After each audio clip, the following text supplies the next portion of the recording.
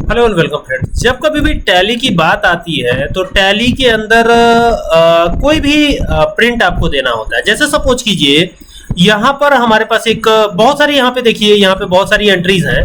Suppose कीजिए ये attendance वाला ही प्रिंट देना है, तो यहाँ पर जाकर के मैं एंटर करता हूँ और अल्ट के साथ पी प्रेस करता हूँ। ये शॉर्टकट की होती है।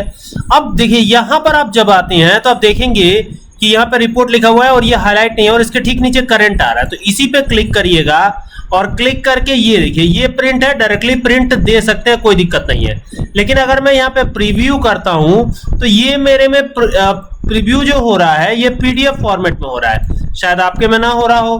तो आपको करना क्या होगा, कैसे आपके में पीडीएफ में आएगा, ये कैसे सेटिंग होगी, ये करने के लिए क्या करना पड़ेगा आपको, आज के इस वीडियो में यही बताने जा रहा हूं। ठीक है, तो देखिए जैसे ही आप, अब देखिए ये रिपोर्ट है, अब ये रिपोर्ट कुछ और भी हो सकती है। अब जैसे यहाँ पे तो ये रिपोर्ट है, यहाँ पर अगर मान लीजिए ये वाली रिपोर्ट हमें देखनी हो, जैसे ये कैश वाली रिपोर्ट है, एंटर किया हमने, तो अभी देखिए यहाँ पर जाके ऑल्ट के साथ पी करिए और एंटर करिए। जैसे ही आप एंटर करते हैं तो यहाँ पे नजर आता है प्रिंट फॉर्मेट।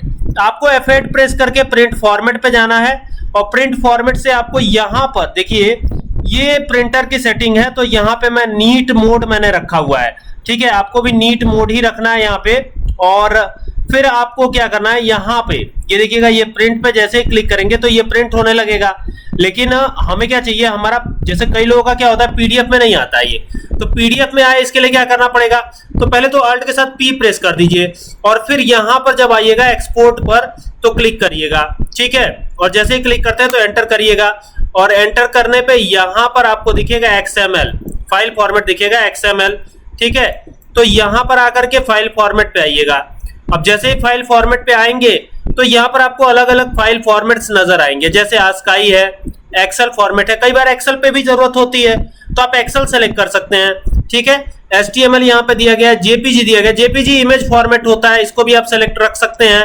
अदरवाइज आपको अगर पीडीएफ रखना है तो ये पीडीएफ सेलेक्ट कीजिए और एंटर कर दीजिए और जैसे ही एंटर करेंगे तो ये पीडीएफ में एक्सपोर्ट हो जाएगा और यहाँ पर एक्सपोर्ट पे क्लिक कर दीजिएगा और ये देखिए ये आपका प्रिंट कुछ इस तरीके से नजर आएगा। ये देख सकते हैं काफी बेहतरीन है। और अगर आपको दिक्कत आ रही है तो आप इस तरीके का इस्तेमाल कीजिए, क्योंकि कई बार हमसे पूछा भी गया है कि सर मेरे में पीडीएफ शो नहीं हो रहा है। तो इस तरीके से करिएगा तो पीडीएफ शो होने लगेगा और आपका काम काफी आसान बन जाएगा। उम्मीद करता हूं कि बात आपको समझ में आई होगी। अगर आपको यह वीडियो पसंद आए तो इसे शेयर कीजिएगा। Thank you for watching.